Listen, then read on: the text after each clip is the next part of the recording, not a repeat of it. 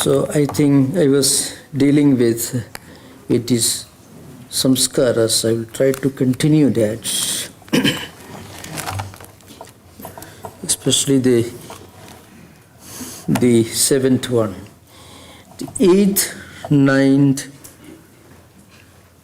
10th. These are all. Of course, the eighth one is, you need not take it very seriously, no.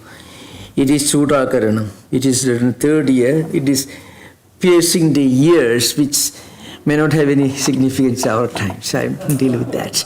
But the coming, then, this, there's a Sikha, it is called. That is Sudakaranam. Then Karnaveda, that is piercing the ears. These are all local customs. We don't know, maybe something to do with the tribal customs of the ancient Aryans of those days. That's what it is. So we have to take it also a sociological, anthropological interpretation. This Sudakaranam is nothing but keeping tough, and Karnaveda is piercing the ears. The 10th, 11th and 12th are very important, and I think they are very relevant to our own times. Vidya Arambha, the beginning education. This is done at the fifth year of the child. It is a formal initiation to the study of the alphabet, not language, literature. Now, the important point is, it may appear to be a bit odd, a sense of sanctity and sacredness is attached to the word, the letters, the language that we speak and we write. Now we can very easily understand the close relationship between our culture and the language we speak. Our language will be very often a reflection of our culture, and our culture influences the language. So if a person who goes on speaking bad language can poison his mind by his words. And he can poison other people's minds too. So the word and the alphabet, which the basic unit of any language, is deified, is given a touch of the sacred, sanctity. That is very important to give a sense of sanctity to the whole process of education. And that's a very interesting thing. As I mentioned earlier, there was a great Swami in our order who passed away. He was one of the international speakers in recent times. He passed away about 15 years back or so. He was a little boy, and it is said in his a book on his biography that one day, as a little child, he was playing with his friends, and a child came back to his home and used a tabooed expression, a word that's not normally used in polite circles. So his mother called him to her side and said, "Don't use that word, because Goddess Saraswati resides in your tongue."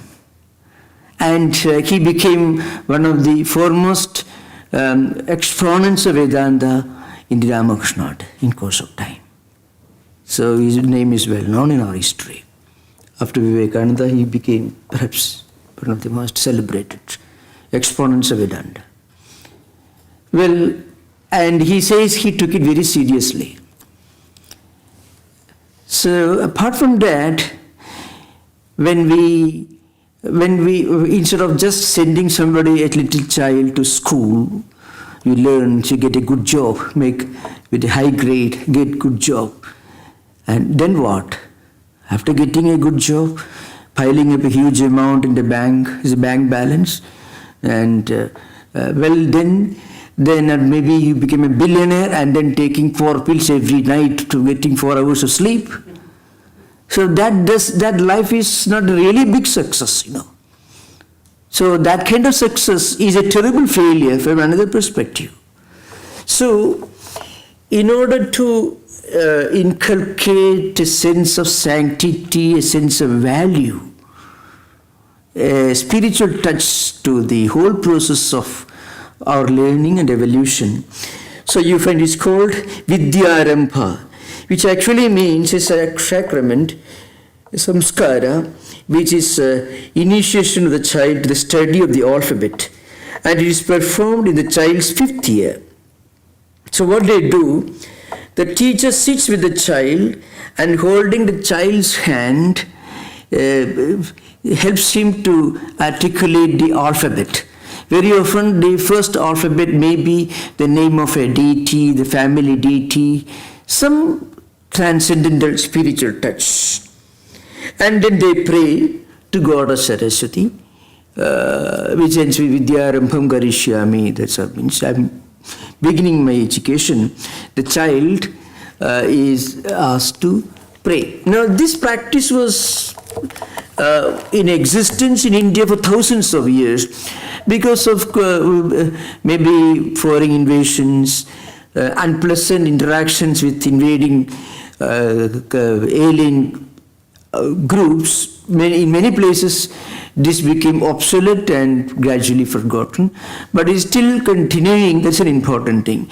Then if you understand its importance, when you remember, we do not have any trace of the customs and habits that were prevalent in the ancient Assyrian, Babylonian, Egyptian or Greek or any of these civilizations. Many of them are lost. If you want to know about how the ancient Egyptians built the pyramid, you have to go to a museum and study books, excavate things. But these things are still being practiced in many parts of the country. And that's why, well, I can quote one famous sentence of Vivekananda in this context. You know, after preaching Vedanta for about 4 years in this country, more than 4 years, Vivekananda returned to India in 1897. And before reaching India, he landed in Colombo, today Sri Lanka. And there, he gave a talk in the Floral Hall in Colombo. So there's an interesting sentence which in a way brings out the relevance of these ancient customs. Swamiji's words are these: if Manu returned to India today, he won't find himself in a strange land. He won't be bewildered. This is the word. Manu is the ancient lawgiver who may have lived around 3000 BC. He is the first lawgiver who articulated, who formulated the do's and don'ts. We call it constitution for the Vedic times. And if you want, you know, it's still in existence. Indian constitution still has taken a lot of ideas from Manu and Yajnavalkya. These are lawgivers, Parashara and others. Law of property succession law, what you call diakrama. Many of the Indian constitutional clauses are modern versions of the views of Manu, Yajnavalkya. So they are still relevant, they are still being quoted in some very important judgments by judges who, unfortunately, I mean the generation of judges who have studied Justinian and also Indian lawgivers. The generation is slowly vanishing, but the great lawyers like Gandhi, for example. Gandhi was well versed in some of these ancient laws.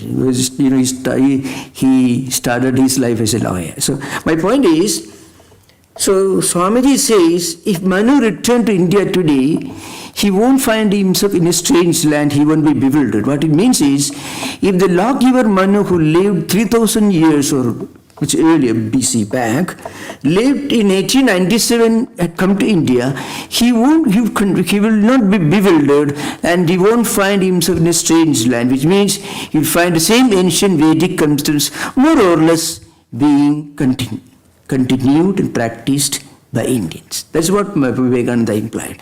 So if you go to the way Vedas are studied and taught, the dance forms, the music, the architecture, all those things come from ancient times. They're being continued. That's because of the Guru Sishya Prasishya Parampara, means teacher, student and the student connection.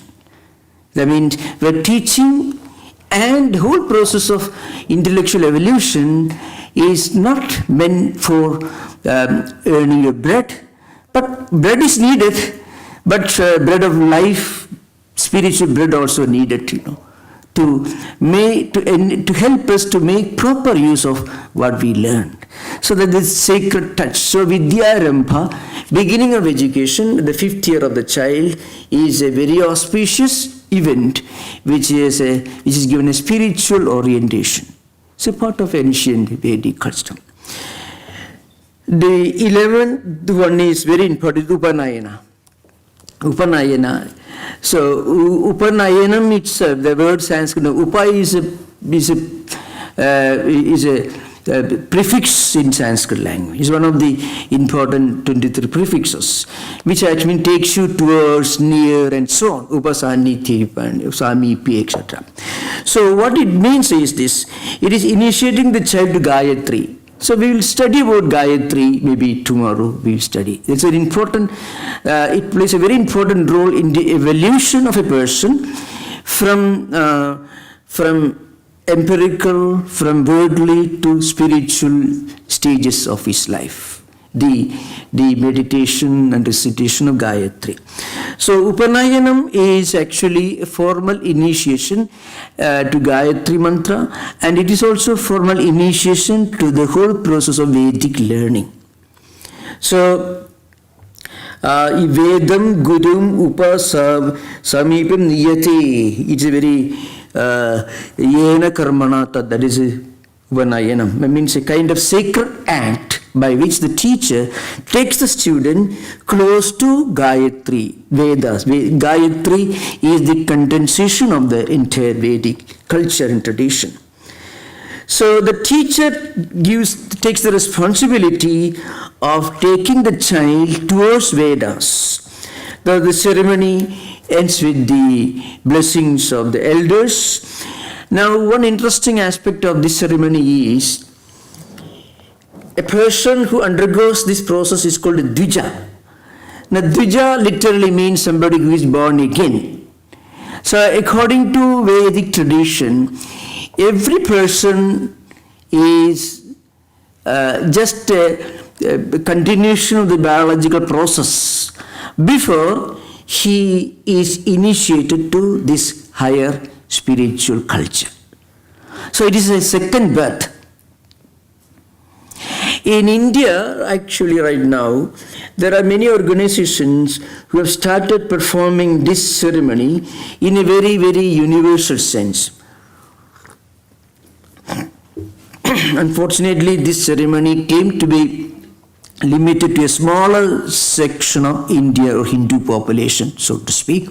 But right now, it's going on. It is spreading to different communities because, as a result of modern education and modern way of thinking, the vertical and horizontal walls of castes, divisions are vanishing and eventually disappearing. So this gives you a new birth.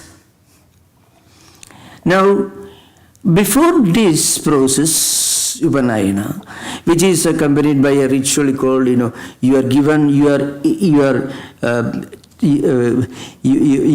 are made fit to study the Vedas. So, sacred thread which indicates your spiritual fitness to study the Vedas is given, and such a person is called Dvija.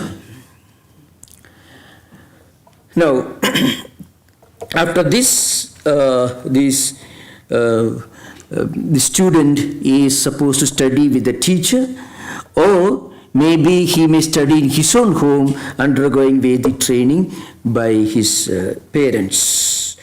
So there are records and statements like Harida Samhita, which says that ladies were also given this kind of Upanayanam, it's called this formal initiation to Gayatri mantra.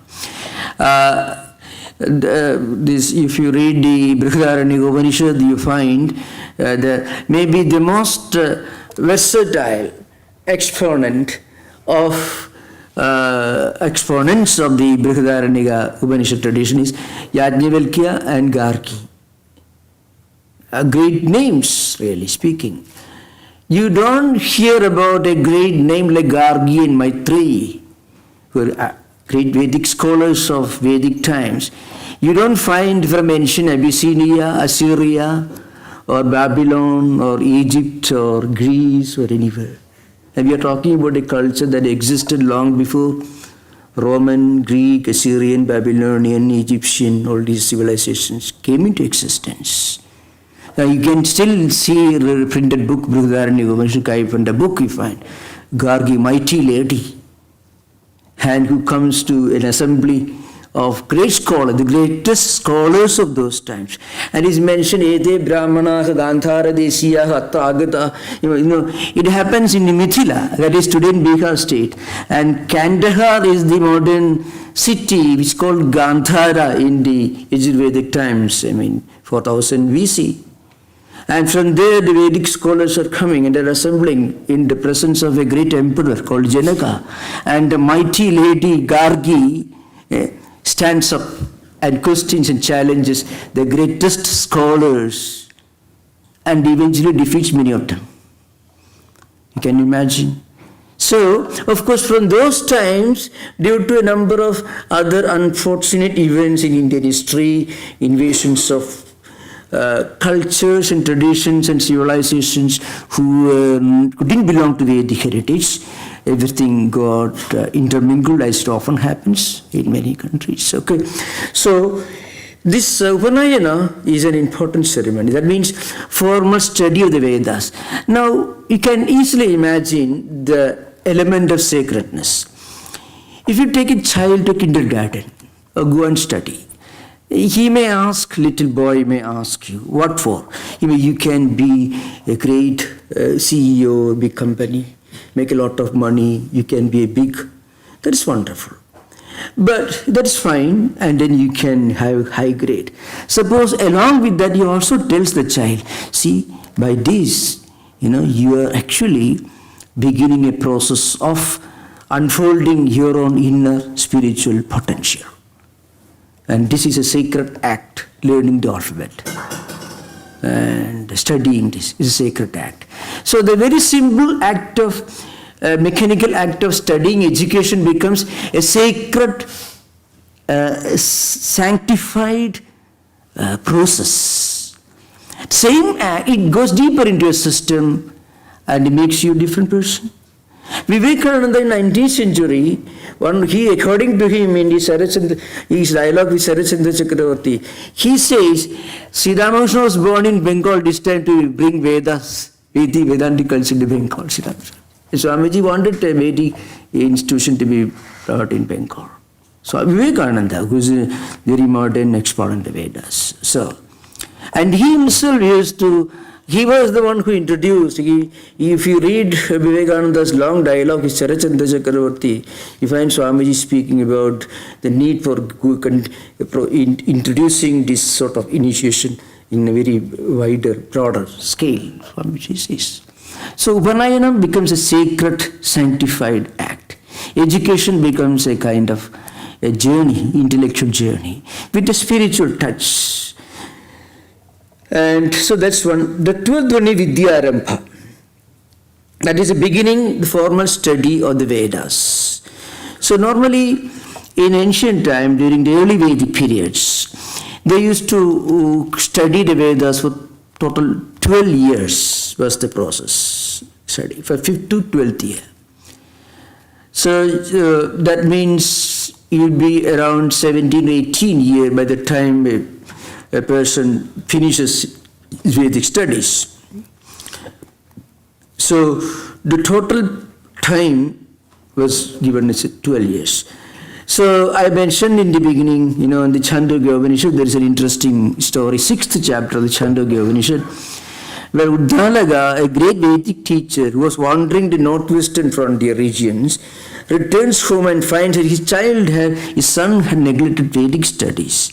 So he was in his anguish, he immediately makes arrangements and he sends him to the hermitage. He returns, he was very proud. Then Uddalaga told him, you have not studied what you should, the most essential thing that you should have studied. Then Uddalaga instructs him. But the point is, he was very much worried when the child had failed to study the Vedas, and studying the Vedas was not only just for education, for continuing the intellectual lineage, and the whole process was through rote memorization, oral tradition, not by writing, through the oral tradition. Well, so these are very, very important thing. Now, another important samskara, 13th one is, that is a very gradual process, That is again, many of these sacraments may not be relevant for our times. So we should admit that very openly. But sacraments like, for example, giving a sacred touch to studying the alphabet, beginning of formal education, and also formal initiation into Gayatri Mantra, where, just a mechanical act is made into sacrament. Those things still are relevant. So 13th is not very relevant. 14th is very important. That is Samavartanam, it is called. That's the beginning. That is the beginning of the person's life in society as a whole. He has completed his Vedic studies and is returning home. So the convocation address that I recited this morning, Vedamanu Chacharyo Devasina Manishasti, etc. After teaching the Vedas, the teacher is addressing the students. That is actually addressed to students who have finished their Vedic education for 12 years and they're returning home to marry and become householders. So that is Samavartanam. For there, they are given how you should conduct yourself in society, how you should play the different roles in family, the different roles of husband and wife and brothers and sisters and so on, with responsibility. And again, the sanctity of failure relationship. That's very, very insisted upon in the Vedic tradition. So, sacredness, because family was the basic unit. So his family, every family will have its own tradition. It may not be in total conflict, it will not be in conflict with other traditions, but every person is expected to be proud of his spiritual heritage. Remember, it's totally different from, I have occasion to study and eventually teach European history now. So it's not just like the knightly orders or a person, which is the fighting battles and those things, where you have to continue your Vedic tradition. So what it means is, every child, every member of the family has a sacred duty to his forefathers to preserve the Vedic tradition by imparting what he learned from his teacher to another student. So then only his obligation comes to an end. So that's how the whole lineage was kept together through this sacred thread of belief in what we call parampara or heritage, common cultural spiritual heritage. So you should not be one of the very common blessings, which also involves a tonal centra, was you should act in a manner that will not make your ancestors ashamed of you. It's a common practice. And you should not act, the Sanskrit word implies act, action, word, deed, thing, thought, everything, in a manner that will make your ancestors ashamed of you. You should behave and live in a manner that should make your ancestors proud of you. So that's how this lineage was kept alive. And the 15th one is very important, and that is a great significance to our own time. It's called Vivaha. It's the 15th sacrament, marriage ceremony. So this is actually, so you can imagine childbirth, then initiation that makes him second born.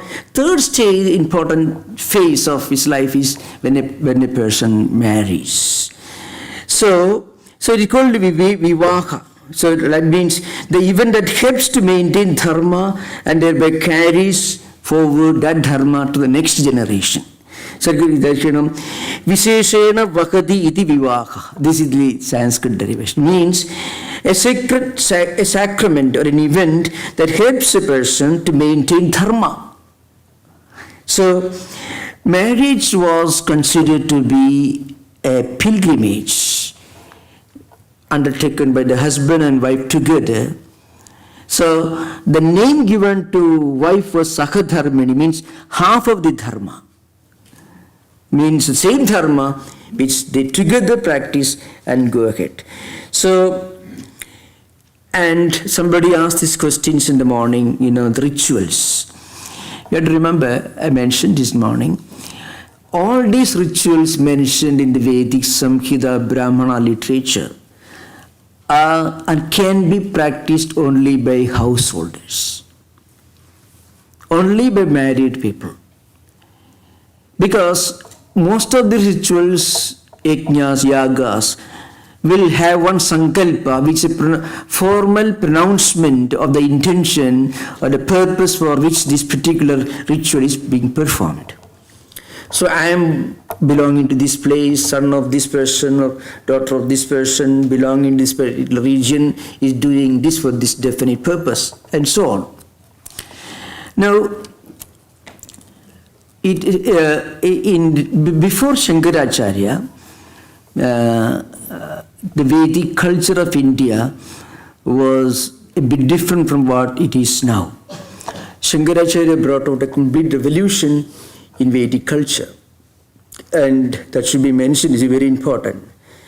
Because before Shankaracharya, renunciation, the idea of renunciation, the idea of mendicancy, it was very much there in India because Buddha became a monk actually going through the same rituals which all Hindu monks go through. But eventually he became a different monk, that's true. The point is, mendicancy was not allowed, formally not allowed. It was practiced. There were great monks and great mystics who had become monks and mystics right from their early childhood, no doubt, like Shuka, who was a born monk, like that. But mendicancy was not formally sanctioned by mainstream society of ritualists before Shankaracharya. So there is an ancient verse which Shankaracharya quotes in defense of the right of a person to take to life of mendicancy even from childhood. So, brahmacharyadva, grihadva, vanadva, yedakhareva viraji, tadakhareva pravrachet. Fine. So the idea is this: if a person feels, well, I don't want to go to heaven, I don't want wealth, I don't want money, then I am not interested in these rituals. I can become a monk. If a child tells you, the child is all right to do that. He is fully permitted to do that. That is only after Shankaracharya, because he upheld some of the most profound statements of the Vedas found in the Upanishads, and wrote commentaries and expounded this non-dualistic philosophy of Vedanta philosophy. Before Shankaracharya, it was not allowed. So,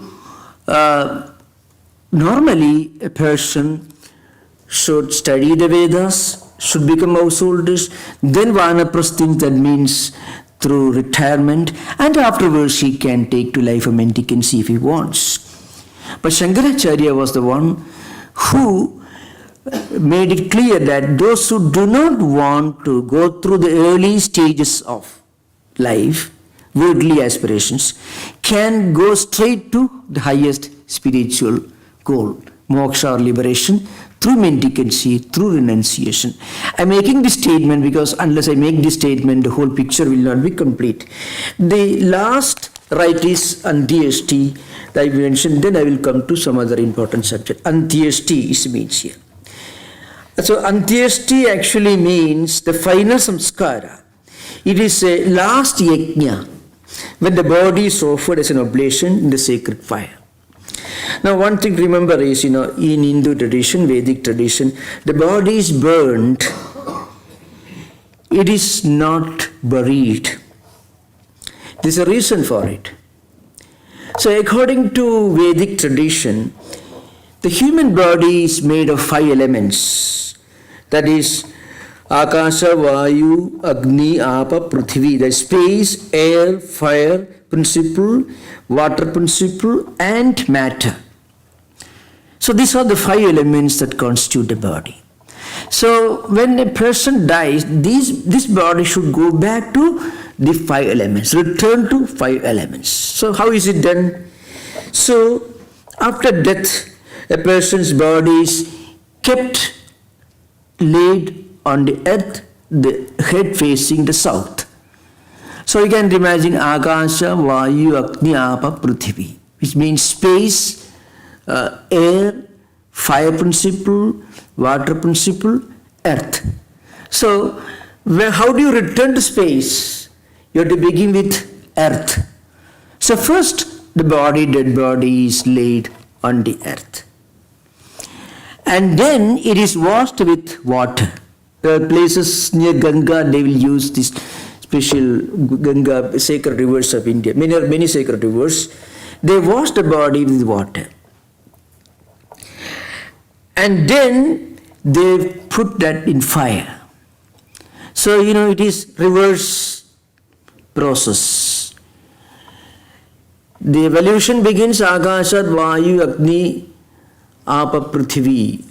So you find Atmana, Akashat, Vayu, Agni, Apa, Prithvi. This is the Taittiriya evolution. Means from Atman, space, Akasha, from space, air, from air, fire principle, Agni, from fire principle, water, from the earth. Now, how do you go back to Atman?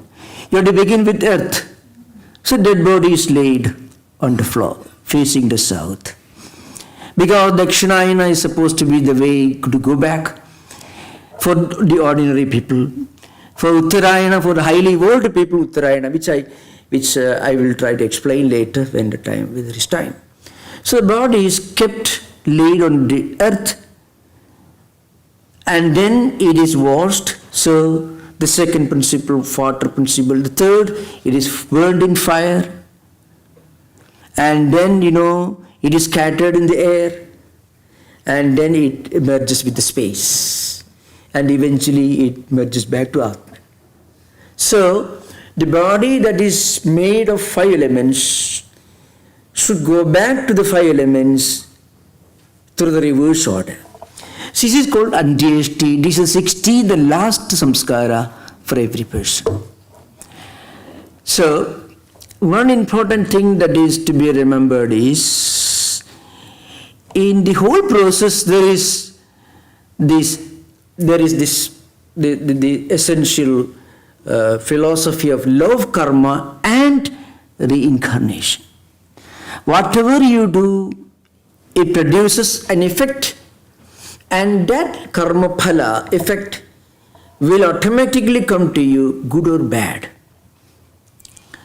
So every person should consider life as an intelligent way of preparing to leave this world. So, and again, death is not a very scary and pleasant experience.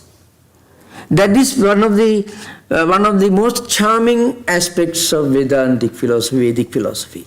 There is nothing scary about death.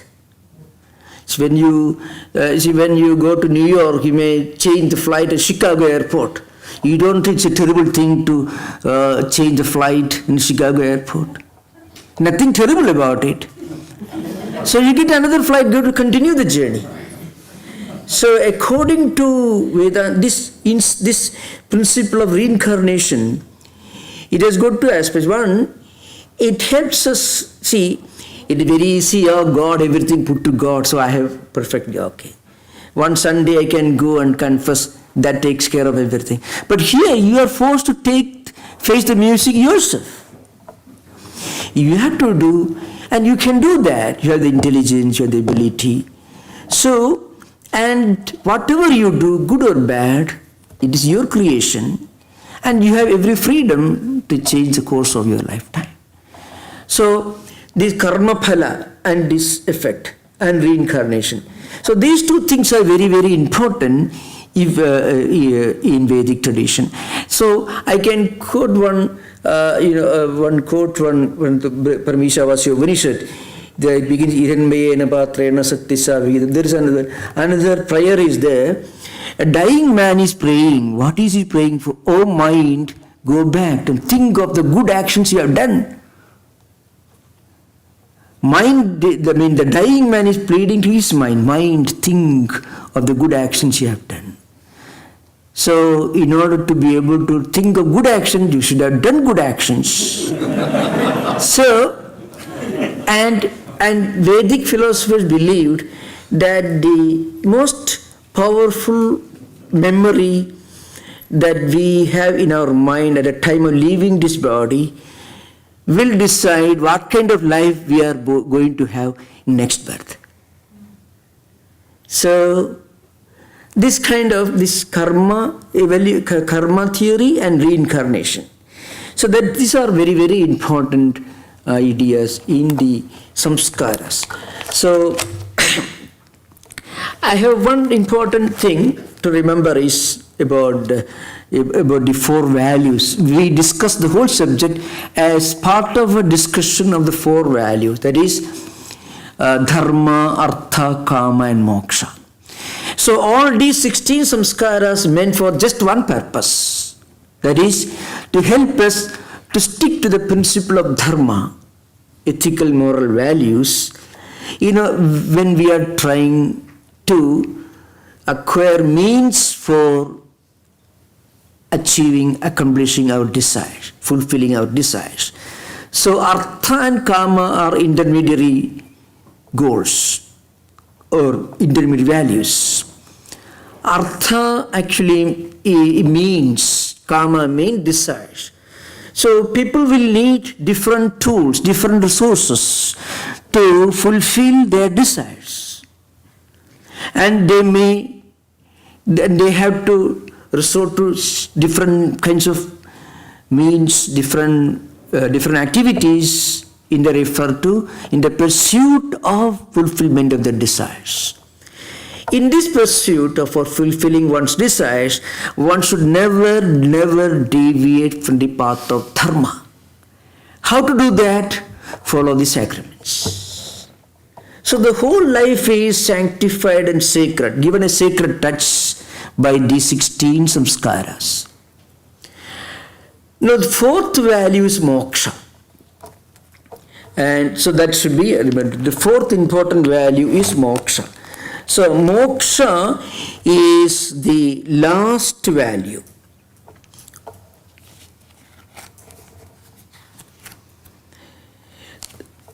So now it's a very, very important. Jivasya samsrudehe nivritti janimrityoho nityamochanam. This is moksha according to traditional scholars.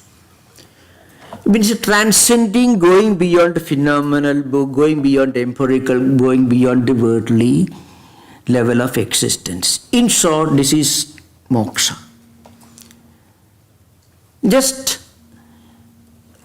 Now what does it mean?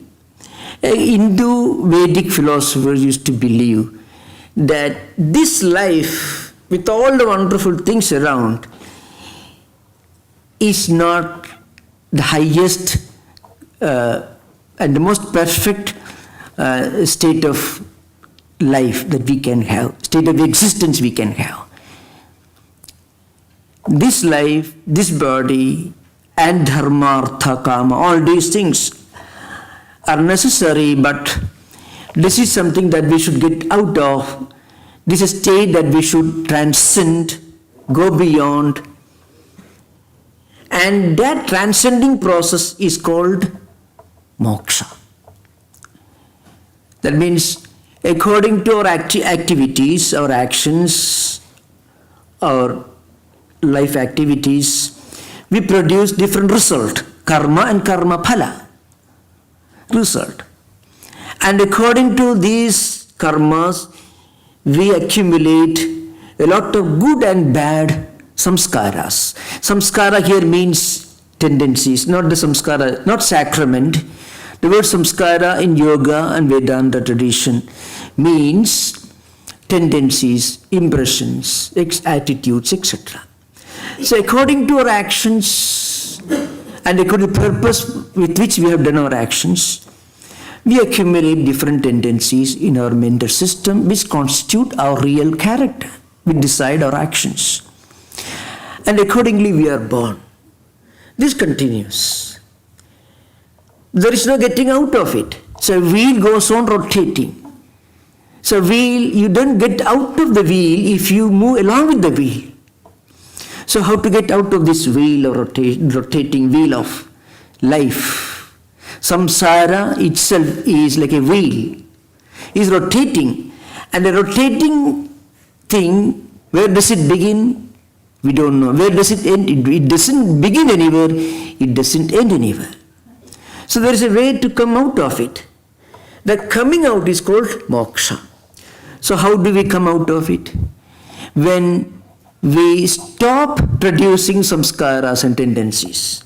So long as we continue doing things with a strong desire or motive, we always will produce karma phalas, tendencies and impressions. And they get accumulated. And then what happens in the next life? We are born again to enjoy or suffer. Frequently, strong phobias, obsessions are often traced to experiences originating in previous life cycles. More normally, psychologists, psychiatrists try to explain in the light of experiences belonging to this life. But certain phobias and the obsessions, certain delusions are frequently traced to experiences logically, but originating in previous life cycle. So very often the law of karma and rebirth are partially recognized, not by mainstream psychologists because they will lose their registration with the American Association of Psychiatrists and they won't be invited for any more conferences. But in private writings and articles they do admit that. So what happens is, when we stop producing these tendencies, then there will be no rebirth. But how to stop producing tendencies while living in this world? Practicing non-attachment, practicing desirelessness, freedom from desire, freedom from attachment, freedom from any kind of motive, total unselfishness. Through this, we get out of this cycle of, rotating cycle of birth, life and rebirth, which goes on rotating. This process is explained by two mantras in the Rig Veda Samhita. It comes in the Mundaka Upanishad, which actually is an Atharvavediya Upanishad, but most of the other three Upanishads like Atharva and the Samaveda, Sama and Yajurveda, they have taken a lot of mantras from Rig Veda, which is basis the original source. So there is an interesting imagery, which again you should remember. It is this I am quoting on the authority of the Rig Veda Samhita, not of Mundaka Upanishad. The same mantra later was taken from Rig Veda Samhita and put in Mundaka Upanishad. It comes in Atharvaveda. So mantra is this: Dva suparna sayuja sakhaya samanam vriksham parishusujade tayoranya pipalam swadati anasnan anyu abhichakasidi. For those of you who may want to refer, you can remember this is Rig Veda Samhita mandala, first mandala, and Sukta 164, and the mantra is 20. This is the mantra. So here is an imagery which is very, very famous in the Vedantic tradition, but this is from Samhita. The imagery is this: a tree with two birds, both alike, same color, same size, and they are close friends, one sitting on the branch above, the other sitting on the branch below. They are similar and they are totally identical in everything except in one aspect. The one sitting on the branch above sits quiet without eating anything. And the one sitting below, it goes on eating fruits, sometimes bitter fruits, then it gets disappointed, and sometimes sweet fruits, then it gets overjoyed. In this mantra, so that's why, Supatanau, Shobhanagamano, Samana Yogo, Samana Khyano, Ekameva Vriksham Asayataka, Madhuram Pakkum Phalam Bhakshedi Abara Abhibashidi. This is Sayana's commentary. So anyway, the point is this, same tree and the same type of two birds, and they are close friends. They are sitting on the same tree. Because this body is a tree. So in this body, there are two birds. One bird is going on eating. It eats whatever it finds near it. Some fruits are bitter and it becomes terribly depressed. Some fruits are sweet and he is overjoyed. That is the predicament of human life. So pains and pleasure, good and bad, it goes on intermingling, interchanging. So long as the bird goes in search of sweet fruits, it can never help eating bitter fruits, because all fruits cannot be sweet. Some are sweet, some are bitter. So also human life. So this bird slowly moves upward, and then it reaches the top branch. When it reaches there, it finds another bird which is similar to it sitting, but looks different. It's not depressed, it's not worried, it's always happy, serene. It is totally detached, absolutely no desire. So it never has the problem of eating bitter fruits because it never goes in search of sweet fruits. So what happens? Samane vrikshe purusho nimagno anisaya shochiti mukhyamanaha justam vyada pasyati anyamisham asya mahimanam iti vita shoka. So vita shoka means the bird that is absolutely free from any kind of sorrow. That's the state of moksha, liberation. This was the transcendental ideal of ancient Hindu philosophers. There is a state that goes beyond this life. In fact, when a person retires, the third state, third ashrama, vanaprastha ashrama, the state of retirement, when he retires from professional active life, he's actually beginning his evolution. He is starting to climb upward towards the tree, towards the branch on which the other bird that doesn't eat anything is sitting. So, prayer, meditation, contemplation, all these are different ways of this going forward and climbing upward. So somebody asked a question about this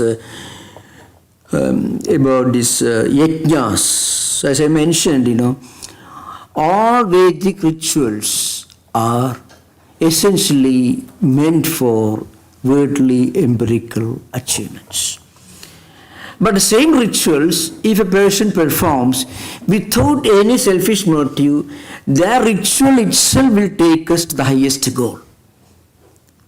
Because any good action will produce good result.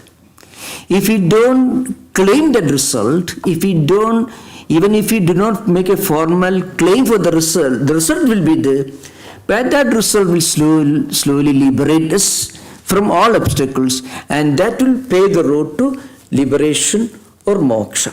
The moksha ideal is totally different from either the classical monotheistic popular Hindu concept of going to heaven or its equivalent in Abrahamic traditions.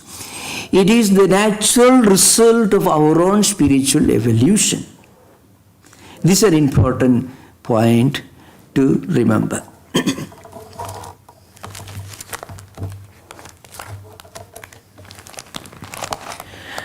Now, I want to begin something about Gayatri Mantra because that's a very important part of the Vedic culture.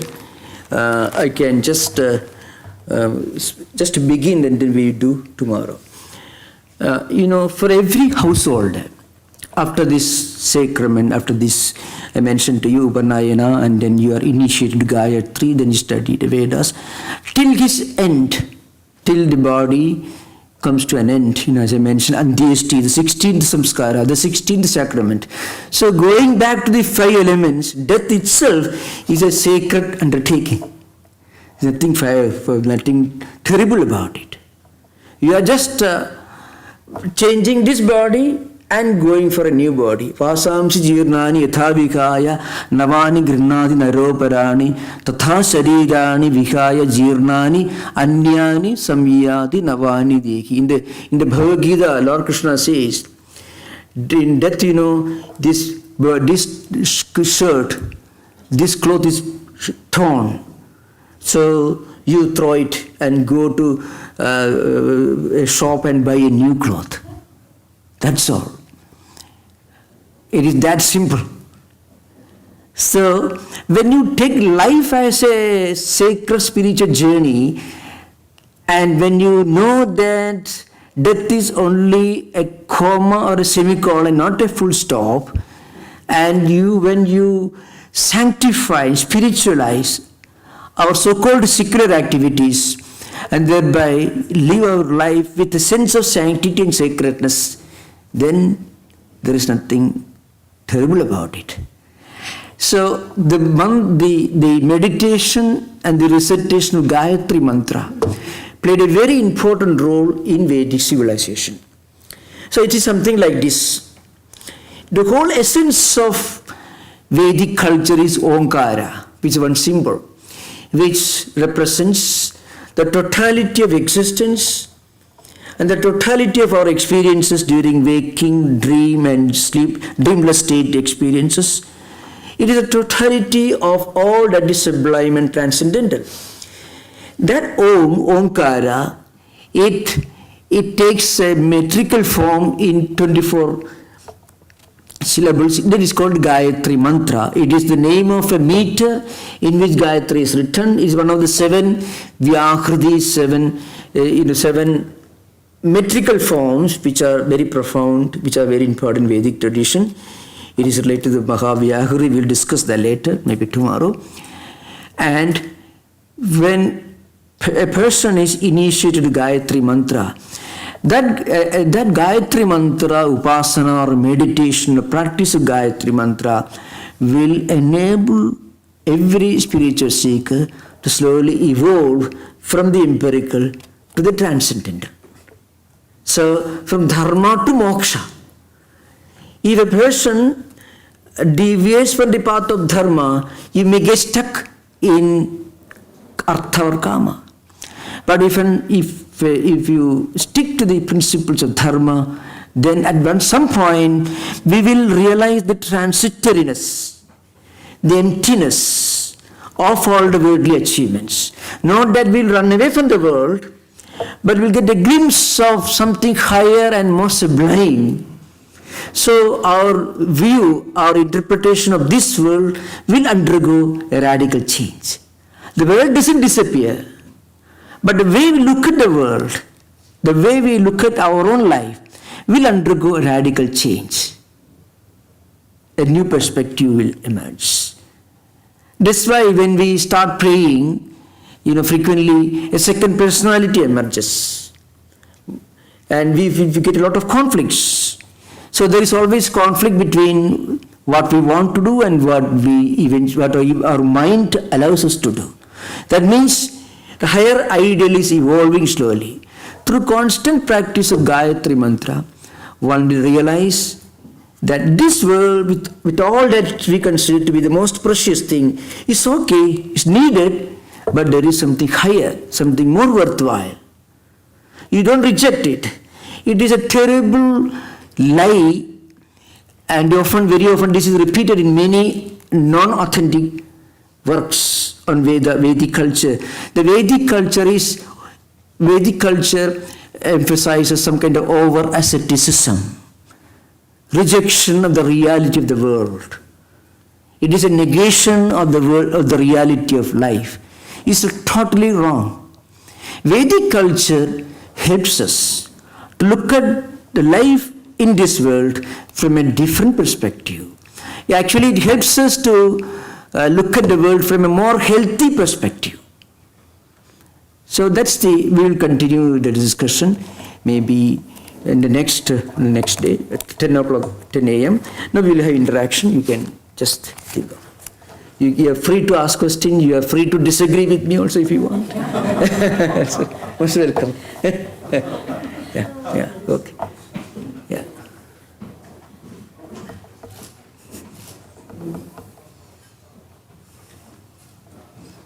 Yeah. Swamiji, could you please discuss the relationship with the guru? How long we need a guru? Yeah. I think you said Yeah. that the guru, the relationship, Yeah. is meant to make us fit Yeah. to continue to study on our own. Yeah. Is that right? I'll tell you. So the word guru, the guru used in two different perspectives. One in spiritual life, the other in the tradition of learning. Actually, when I was discussing Vedic culture in everyday life, I was emphasizing the role of the teacher in our academic, normal situations. But in spiritual life, it's just like guru is a means to connect with the higher reality. So it's just like plug should be fix the outlet, then only electricity will flow. So, but we cannot neglect the plug. But should not think plug itself is the origin of the power from something else.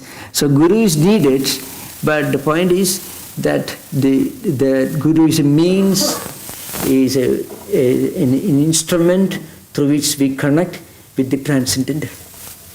So then would that be a lifelong relationship or beyond? It should be life relationship, means we should look upon the teacher with a sense of gratitude. Even in academic life, it is true. You will have more interest in a subject taught by a good teacher, and you may not like the subject if it is taught by a very unpleasant, very unhelpful teacher. So in spiritual life, guru should be looked upon as the instrument.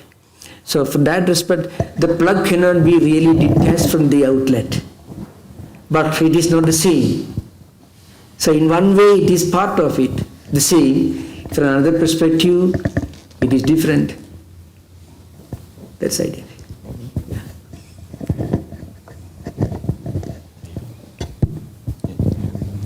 Swamiji, you started the talk talking about the experience you seek is within.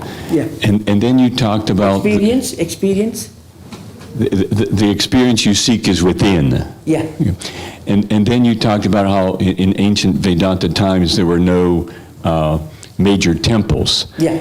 And then you talked about people praying to images of gods and goddesses. So my question is, who are we praying to if the experience is within? And where did that all begin? So and I was giving a historical perspective. In the Rigveda Samhita proper, which is related to the early Vedic age, we do not find any mention of the temples. So there must have been deities, but huge established temples had not come into existence in those days. And also huge formal rituals that you find today or maybe for the last 2,000, 3,000 years had not come into existence in those days. So the early part of Vedic spiritual evolution insisted on meditating on the supreme truth from which everything emerges, which sustains everything, which is the source of dissolution. Yato va imani bhutani jayante ena jatani jivante yat prayante visanti tad vijignyasa tad brahma. I'm just quoting this instruction from the Taittiriya Upanishad. A student, Bhrigu, asked his teacher, please teach me the knowledge of Brahman. So teacher told him, you meditate on the source of all these things and just imagine what's the secret power that sustains everything and what is finally the point where everything is dissolved in. And that student meditated for long years and years. Finally, he realized the real truth is within and is everywhere. Now the point is, during the process, this evolution, we have to translate our conviction into an experience. Prayers, meditations, pujas, worships, discussions, all these are very much needed to bring in, to learn the first few important lessons in spiritual life. That's why prayer, one student asked me when I was addressing a group of university students, if God is everywhere, why should go to the temple? So I told him, if you can think of God even without going to a temple, then you need not go to the temple. But if you're watching the TV, when your parents are going to the temple, then you should go to the temple. So I can imagine. So the point is, a man like Vivekananda, Ramakrishna Paramahamsa, man like Gandhi or Christ, or I'm putting a general way, Buddha, all these great spiritual persons who have realized the reality of religion and spirituality. They do not reject temples or rituals or churches, but they go beyond them. There is no such thing as rejecting anything. So when you read Harvard, you don't have to memorize what you memorized in the kindergarten. But still, the alphabet that you use for writing your thesis may be the same letter that you studied in the kindergarten 40 years back. So we don't reject that. We go beyond it. So really speaking, at the experience level, this conflict never becomes a problem. Often what happens, at a theoretical level, what happens next? We try to analyze this. But in spiritual life, when our mind evolves, the questions will differ. What we imagine today, that will be my problem when I reach that point. It will not be the problem when we really reach that experience level. That's a difference between planning a GPS system for driving and planning a GPS system for spiritual life. In spiritual life, when we first cover the first 2-3 steps, our perspective, the way we interpret things will differ. Mind will be different. So what happens, at the experience level, there will be no conflict for a spiritual. A truly spiritual person will never reject the early rituals that he may have practiced or the rituals others practice. One genuine sign of a truly spiritual person is, I don't need temples. I won't go there. He is going to temple and churches. He is not spiritual. He has not even started his kindergarten. That's a reality. So, because the one important sign that he has first covered the first 1 meter is, he will not have this problem. This Harvard professor won't say, the kindergarten child is a fool, he's studying alphabet. I don't have to do. He won't say that. The same way. Because he himself must have done that 60 years earlier. He will have the intelligence to know that that's how everyone begins. So you cannot just put things in different compartments. That's one great difference, one big problem in using the same tools to interpret spiritual life that we use for interpreting other things. In essence, we cannot have a GPS system for our own mind. When we get little bit of experience, even reading a good book in silence, and you get a great joy, that will transform your perspective. That's very important thing. I'm just giving one example.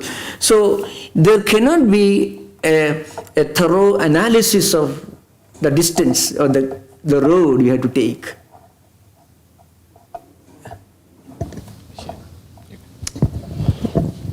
Swamiji, thank you for the insightful commentary on Vedanta.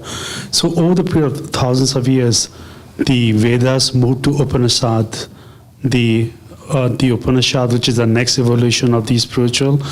What was the transition point which basically moved them to go and write the Upanishad? Was it like they were stable in their agricultural society or something else? Yeah. In the early phase of the evolution of Vedic culture, mostly rituals were prevailing. Rituals. And these rituals and the study of the Vedas, different branches were practiced by different gotras. Gotra Vedic, you may call it Vedic, the tribes of Vedic Aryans who lived in different places. So they practiced these rituals, and very often you find there are vast differences. They are so different from one place to another place. One family will follow one tradition, one manner, another family another manner, because they're so varied from place to place and tribe to tribe, from gotra to gotra. So great sages like Vishwamitra, Vasishta, Parashara, and so on, there must have been great Vedic teachers who must have taught their disciples. And one particular whole tribal group who belong to one lineage will be called Vishwamitra Gotriya, Parashara Gotriya, Vasishta Gotras, and all that. So, and gradually, maybe about 2000 years later, the Upanishad mantras came to be studied, but not very seriously. And actually, the Upanishads became an important, the most important source of Vedic wisdom only after Shankaracharya. When Shankaracharya was born in 8th century, these Upanishads, the metaphysical, the profound spiritual, metaphysical, philosophical portions named as Upanishads, had not become fully distinguished, separated. In fact, he studied all the four Vedas, and in his head, he organized these Upanishads and wrote commentaries on them. See, the first attempt to explain Vedic sounds were Yaska, Nirukta, and he took less than 500 just 500 suktas, some rigs only, not whole suktas, and wrote commentaries on this, and that too giving more like a thesaurus, not a dictionary. So Devo Danadva, Devanadva, Dyodanava, Dischanova, Bhavaditi. So you used to get Dudhadu, Deva Shabda you will take, and you will give 4 different possible probable meanings. That's all. One mantra, one word will take, one rik will take, and that's all. It's a small book. And Sayana was the first great commentator who wrote commentaries on the whole Vedic corpus, and he came 450 years after Shankaracharya. And whenever Sayanacharya, who belonged to Shankara Parambara, Sringeri Parambara, whenever he had to explain mantras which appeared in Upanishad and interpreted by Shankaracharya, he actually copied more or less from Shankara's commentary. He was follower of Shankaracharya. So before Shankaracharya, there was really no serious commentary on the Vedic corpus as a complete whole. And not only that, this may even shock you. Many of the Vedic mantras, Upanishad mantras, that are the pillars of Vedanta philosophy, were very, very wrongly interpreted in a very superficial manner by the ritualist philosophers. They had no meaning at all. If Shankaracharya had not appeared, nobody would be taking Vedas seriously today. Vedas were taken seriously because of Upanishad. Upanishads really got a meaning from Shankara's head, his brain. Before him, the same mantras which he expounded so in such a grand manner were interpreted in a very, very simplistic manner. I will give you an example. Aham Brahmasmi. It is in the Brihadaranyaka Upanishad. First Adhyaya, fourth Brahmana you find. Shankara's Tattwamasi, Chandogya Upanishad, Samaveda, 6th chapter. Shankaracharya's commentary. Tattwamasi Aham Brahmasmi. Aham Brahmasmi means I am Brahman. That's literal meaning. If you make that statement in English, people call you crazy.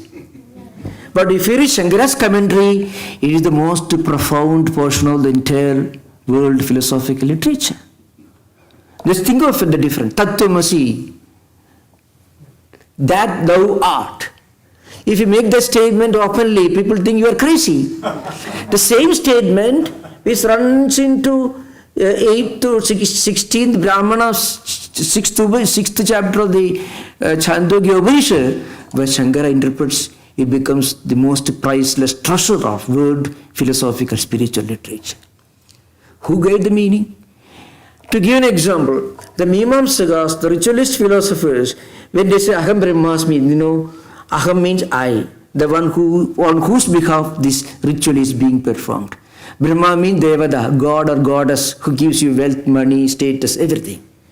So Devada Prapti. So if you perform this, you will get a lot of this wealth or wonderful things. That is the view of ritualists. Shankara came and he said, no, it means that that particular statement implies the highest intuitive experience of spiritual realization. When you realize the reality is immanent in all of us, it is all-pervading, omnipresent. That the beginning, that end, the whole, the divine reality is within us. So it becomes a profound statement that we cannot even translate in English. But so what I mean to say, before Shankara, who came in 8th century, 778 to 810, before him, these Vedas were not a big deal, so to speak. It did not mean much. That's why I tell you, and if you want to know more information, you're all the early Indologists, Germans, Kohlbrugg, many of them, they said Vedas were first, those European Indologists who read Vedas for the first time had not read Shankaracharya, not reading Shankaracharya. They thought Vedas are some ballad songs of a nomadic cattle breeders. That's what they thought. That's what the early interpretation of Vedas were like this. Tribal nomads driving cattle from place to place on the horseback. They are singing some ballads. That's Veda. That is the first reading interpretation of the Vedas by the early generation of European Indologists. Then came Max Muller, then came Paul Deussen, then many, Henry, who came, of course, he was the first one who translated in German. So what I mean to say, some of the early European Indologists, you cannot find fault with them. Because if you read the Vedas, even if you read the Vedas today, well, by English translation you can read, or your own vernacular, if you are from India vernacular, you read, they don't mean anything. But if you read Shankaracharya, they mean everything. So if Max Muller and Paul Deussen said great things of the Vedas, it's because of Shankaracharya interpreted it. Not the whole Vedas, the Vedanta, Jnana portion, the Vedantic portion. So that should be, the people normally don't know the history of these Vedantic hermeneutics or epistemology. I mean, what all epistemology tools were used by the logicians. So it is Shankaracharya who gave an epistemology, hermeneutics, logical system, and clear guidelines for interpreting the ontological categories in the Upanishadic Vedantic philosophy. Without Shankara, we won't be discussing, we will not have anything to discuss practically. So that's an interesting, important thing to remember. Okay. Can you tell us something about the history of the Vedanic philosophy, whether it came outside of India or it related with India? Oh yeah. Vedanta philosophy Vedantic ideal, even non-dualistic system, its nucleus can be found in the Rigveda Samhita itself. In the Rigveda Samhita, if you go to Old Temple, Filbert Street, the signboard, Indram Mitram Varunam Agnirahu Atho Divyasa Suparno Gurutman, next two lines are printed there. Ekam Sadvipra Bhaguthavadandi Aktim Yamam Matarishwanamahu, 164th Rik mantra of the first mandala. Now, that is the first document of Advaita. It is in Rigveda Samhita itself. And Rigveda Samhita has got many such statements which come in Mundaka Upanishad also. Yatha nadya sandamana samudryastanga chindi namaru vihaya tata namaru vad vimuktaha parat param purusamu vaidivim. All that. The reality is one. She just call it by different names. That idea, Ekam Sat Vipra Bhagavadandi, the first recorded document of Advaita Vedanta. So Advaita philosophy, Advaita ideal is as old as Rigveda itself. And it is also found in Adhyatma Ramayana, it is also found in Yoga Vasishta Ramayana, it is found in Ashtavakra Samhita, it is found in quite a few other books. In fact, this Dakshinamurti Sutra and all that, which are all pre-Shankarite period. But this ideal got a complete philosophical superstructure from Shankara. Shankara gave it a complete superstructure. I mean, he was the one who formulated his hermeneutical principles, the science of interpreting these books, epistemology, theory of knowledge. All these were provided by Shankaracharya. So it became a perfect and compact and complete philosophical system thanks to Shankaracharya. But the Advaita ideal, Vedanta ideal, existed in Rigveda itself. And if you read Bhagavata Purana, it is actually, in many ways, it is Advaitic. It begins, the first itself is a Brahma Sutra. So, and it ends with Tat Satyam Param Dhimahi. So, you find Bhagavata Purana itself is highly Advaitic in many places. Janmadyasya taha, that's how Bhagavata Purana begins. Satyam Param Dhimahi, that's how it ends. So there are there are hundreds of scriptures which are Advaitic in many ways, but it was Shankaracharya who gave it the dimension of a transcendental philosophical structure. Swamiji? Yeah. In seeking a spiritual bridge between Hinduism and Buddhism, this morning you made a distinction, a Buddhist interpretation and a Hindu interpretation. Dharma. I will explain that. Right. Okay. But is there, I'm just wondering, I know this is very academic, but can one be a Buddhist and a Hindu? Oh, yeah. Can we bridge them? Yeah, it can be. Yeah, certainly. Most welcome. Okay, now, you remember, isn't it, dharma used by Buddhists is a fundamental category in dharma. So, dharma is a fundamental category. Dharma is the highest ideal that you're looking for, seeking for. It assumes the stature of a transcendental ideal in Buddhist philosophy. But in Hindu philosophy, especially as a value, it is only the regulating ethical moral principle which you have to stick to, which you should uphold in your pursuit of worldly needs and fulfillment of worldly goals and so on. So it is only regulatory, ethical, and moral principle. So in Buddhist tradition, it assumes the stature of a fundamental category. Yeah. So dharmam sharanam gicchami. So I take refuge in dharma. Dharma is a higher transcendental principle in Buddhism. That is the idea. In fact, both are correct because the word dharma is coming from a root called dhrut. Dhrudaya, that preserves, that sustains, that upholds.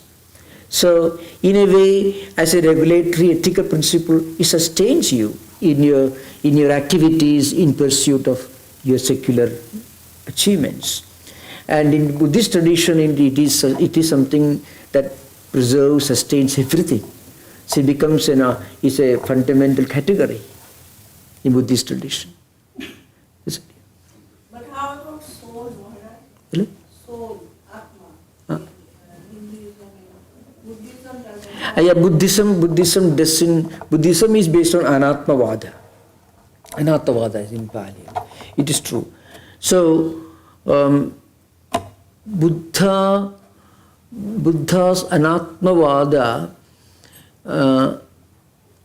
it should be understood on the basis of his own discourse with Ananda, where he explains the indescribability, the non-definability of God or any kind of transcendental entity.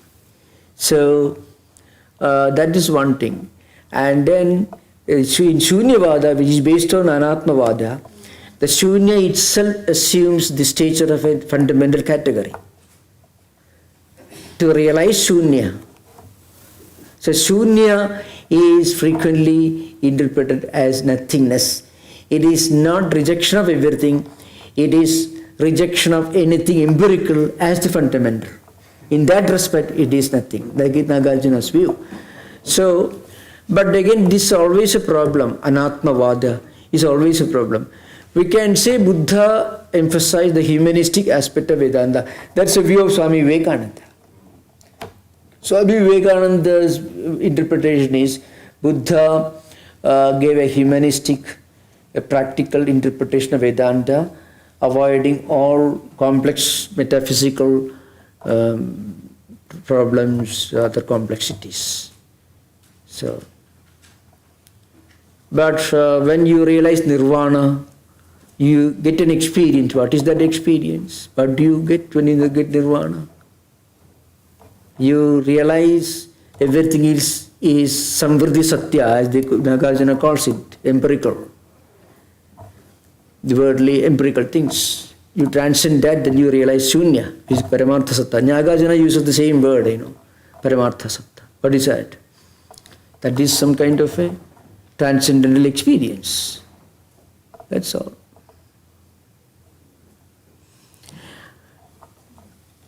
If you read some of the writings of the present Dalai Lama, his own references to Vedanta, you get a glimpse of, the latest view.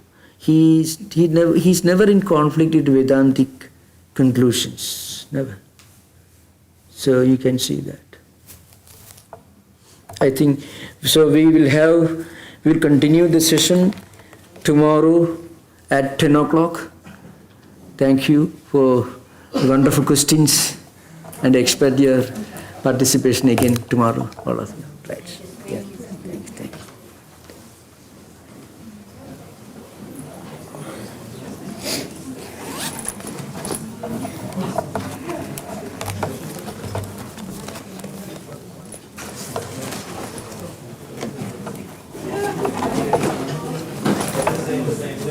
When did you come tomorrow? When did you come? Came back on the second. I was in Bollywood. Yeah, but you came here.